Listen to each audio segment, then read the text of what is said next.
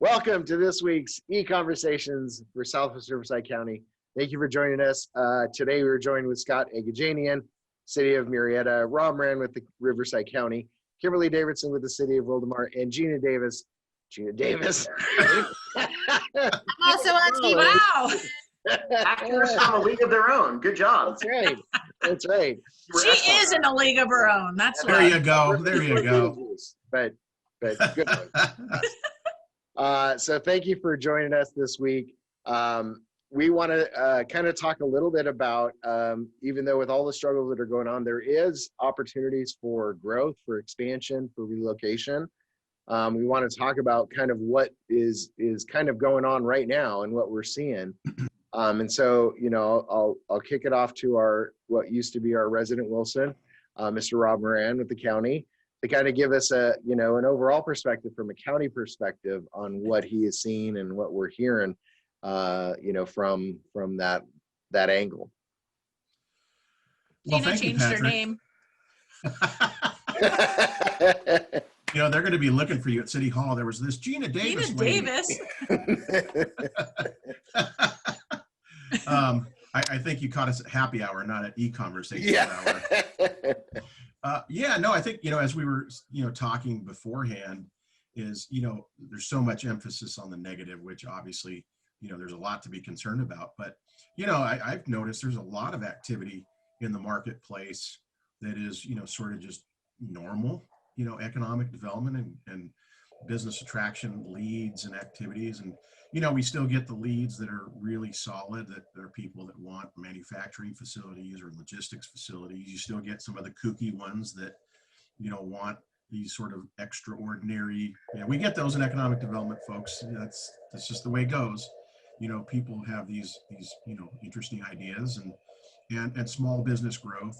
And so I think we were just talking about how, there's still regular, normal site leads and businesses that want to come here and grow and expand in Riverside County or the region that, often gets overlooked and overshadowed by all the negativity out there. And there's going to be a lot of, resetting and things that we're going to have to do along the way, which is, really, really unfortunate.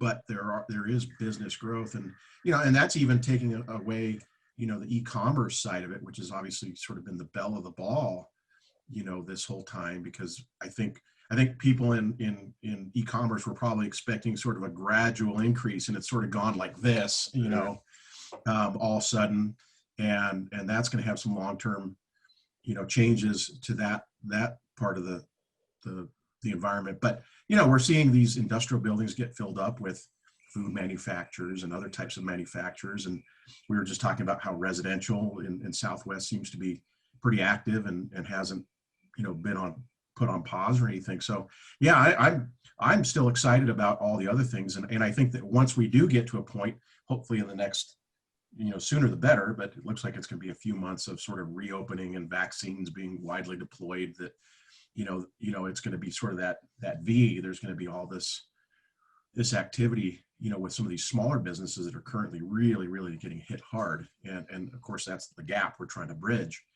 But we've got manufacturing operations and we've got logistics operations. We've got, what else? Offices, and I think in retail are the two interesting ones right now, that we're going to have to see where that all kind of lands, which I think that might be good for our region, as, some office, users may end up saying, hey, stay home, don't get on the freeway. And I don't know what that long-term impact is going to be. And I know we've sort of talked about it before, but that's all I wanted to say, was just kind of like, hey, there's some good stuff happening out there, job creating, taxable income, producing businesses that are coming to Riverside County, and the world hasn't come to an end. You're right. In Menifee, we have, just to tap onto what you kind of said, or piggyback, we have about 100 acres of industrial land right now being assembled during COVID. And we also have, industrial plans of 1.3 million square feet in plan check right now as well. So, that's still moving. I think right now people are seeing that, while commercial and maybe office development commercial loans are not available with banks right now, you're seeing those in other sectors kind of like move forward where the banks are not seeing it as risky, so to speak, based off of what they're seeing in the market right now. And then also we've seen, as far as residential development, we've had new acquisitions take place during COVID. I know that Lennar's been extremely active in our city among some other builders. And it's been very promising. Everyone's kind of looking to the housing market of what's happening there, because that's a really good indicator of what's going to happen in our economy, especially locally. But we've seen, even with COVID, we've seen just closing close to 1,200 permits for the year. We're on track for that. So, I mean, that kind of lets you know that's record for us for this year, even during COVID. So yeah, a lot of promising things, even though there's a lot of negativity that's out there in the sectors that we all find very sexy. I know, Scott, you've talked a lot about your thoughts on kind of this V rebound in the economy. How do you see that translating to Murrieta in our area here? Yeah, I think we're very fortunate to have a V rebound here, and part of it has to do with the types of industries that we have. Many of them were less susceptible to the closures that some have seen. A lot of the professional services and medical industries have rebounded a lot quicker, and that's why you've seen unemployment in those places go down a little faster.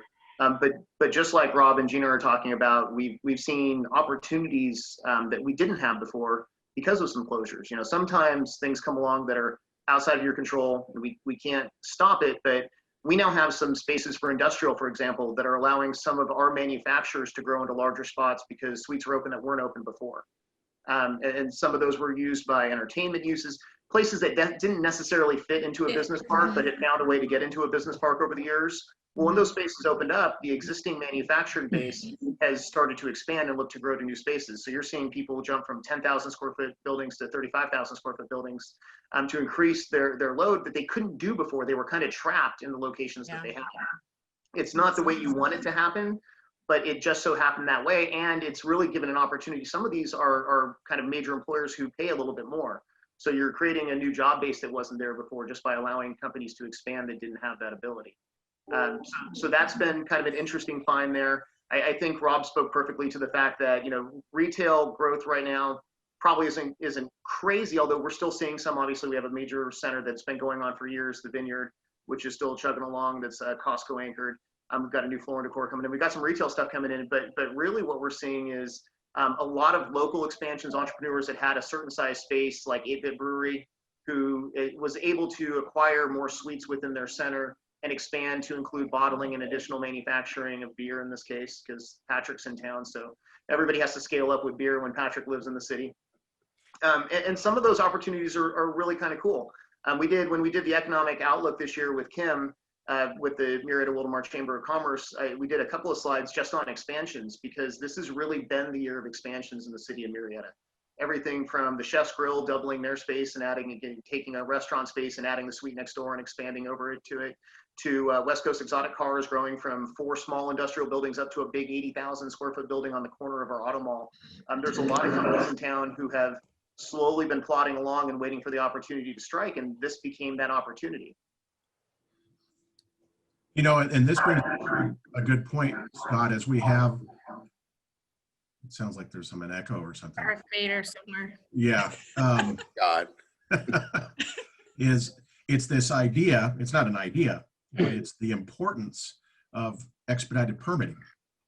And as you have a lot of this inventory, however it's becoming available, that we're able to all as public entities, and I know we can do better at this at the county, but making sure that as somebody wants to make that change or take down that extra space or move into some space that where another business failed, that we get them and do everything we can to get them up and running as quickly as possible.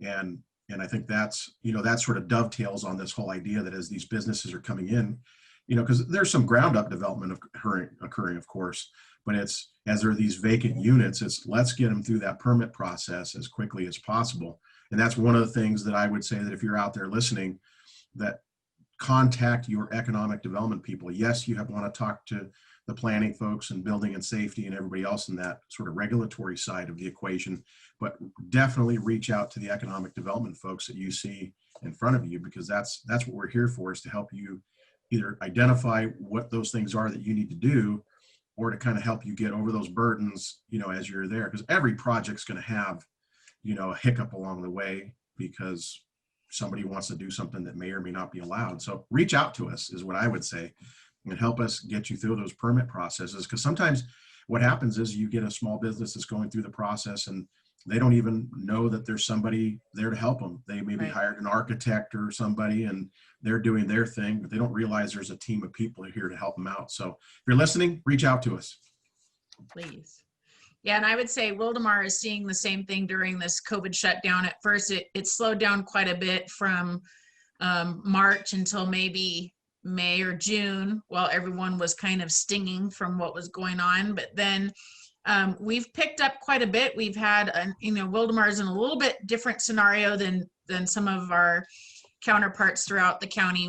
We're a newer city and we have a lot of vacant open space. And so we've had a lot of meetings with developers that have ideas. It's almost like there's a sense of urgency that they want to get their plans underway so that they're poised and ready to open when the world opens back up again. So I almost feel a sense of urgency.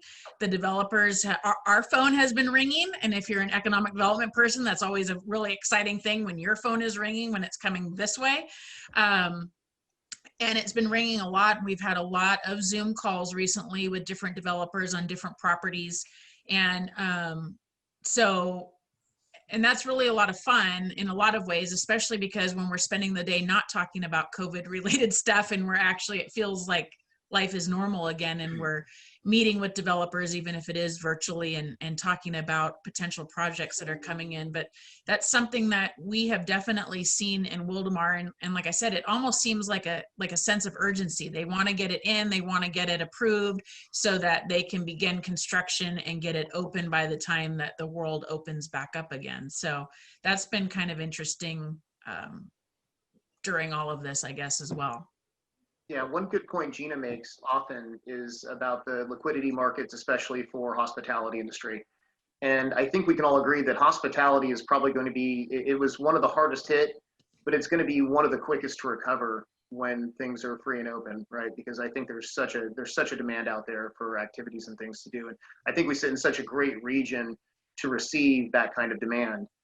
But the challenging part might be, Gina, is how quickly, markets, especially financial markets, move a lot slower than individuals, and how quickly will they be to respond? Because I think we've all got some great projects in the pipeline that we'd like to see come to fruition that would really be benefited by coming out of the gate, like Kim said, when COVID lifts and people are able to get back out there again. You'd like to have the construction and the permitting and all those processing pieces happening now and getting them out of the way, so that way you're there to receive the boom that's going to happen later on. Well, and like you guys, we've also have extended, some of those project approvals by 12 months. So I can see, it just depends on where we are as this progresses further. But I could see us having to ask council to consider something like that again, just so that way people don't lose that validity and that investment within the city. So I know that we have a very proactive Southwest Riverside County region that are very pro-development, pro-business. And I think collectively, each of our cities works really, really well on getting people through the permitting process. More so, I always hear it from people coming from LA County or other states about how impressed they are with just our region and overall our processing. So I'm encouraged that, doesn't matter who they are, that once they see and experience the Southwest Riverside County way of doing business, they should also understand that we're willing to make do to make sure that they don't lose their investments.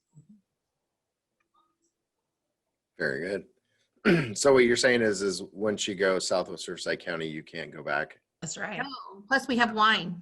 That didn't even rhyme. I heard try to make it rhyme. Once you go Southwest Riverside County, we got your bounty. Oh, and to that point too, Gina, I'll just add that because we are trying to develop Wildomar, And we have had some developers come in with just some awful ideas, and we turn them away. We're not taking just anything, and we're okay saying no. And our council's okay backing us up with that, which I appreciate greatly. But we really want to make sure to Gina's point, to preserving the investments that have already been made in our city and in Riverside County. Number one, we want to make sure that we are good neighbors to Murrieta and to the other cities in Southwest Riverside County, and not just redo what's already been done and cannibalize what's already here.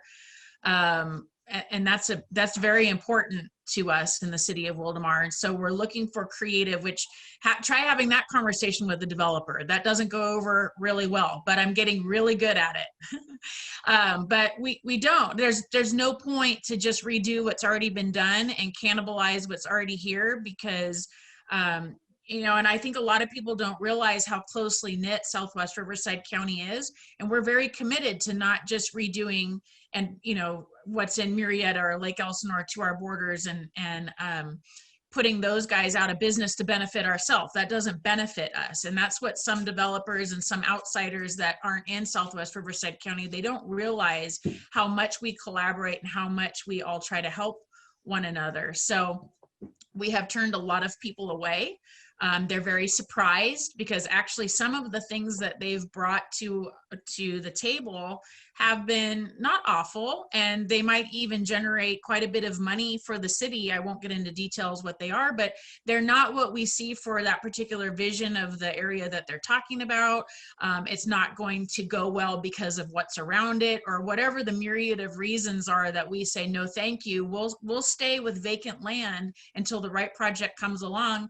And I think, you know, if I was a developer that already had a project somewhere in this area, I would feel very comfortable with that the city is trying to do their best to preserve what's already here and continue to always opt for the higher end development to come in. So I would appreciate that if I was a developer or an investor in this area.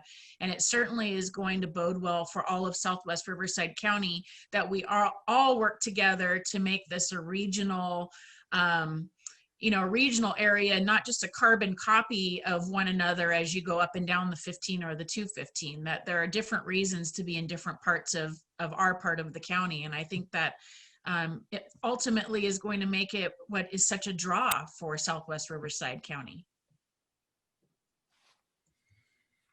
So there you have it. Yes, you're totally right. And I'm sorry, I was just going to say, it pans out because we did that on some of our land up and down Newport, and what somebody was trying to thrust upon our community wasn't right. And we ended up waiting out, and they said, you're not going to get anything for 5-10 years. And it was only a year. And then we ended up getting something way, way better. And it's just, you know, sometimes timing is part of that, but sometimes it's vision as well. You know, to that point, I don't think that there's anywhere in Southwest County that you should have to accept a project that's less than the best, to be totally honest with you, city or county areas, because it's demonstrated itself to be, you know, sort of a quality region no matter where you go. So why would you sacrifice that?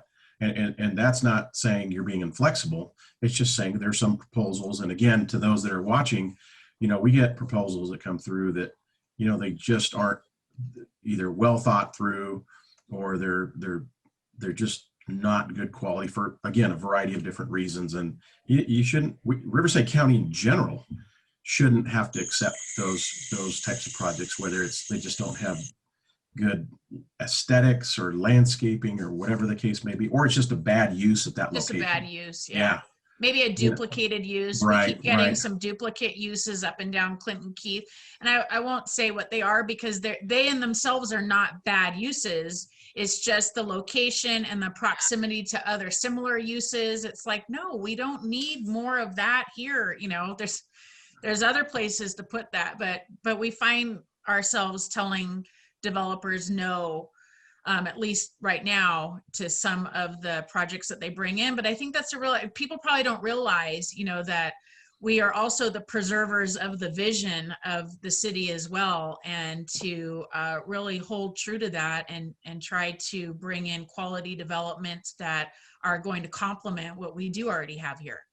Yeah, Not just and the quick and the dirty, whatever's easy and best for today.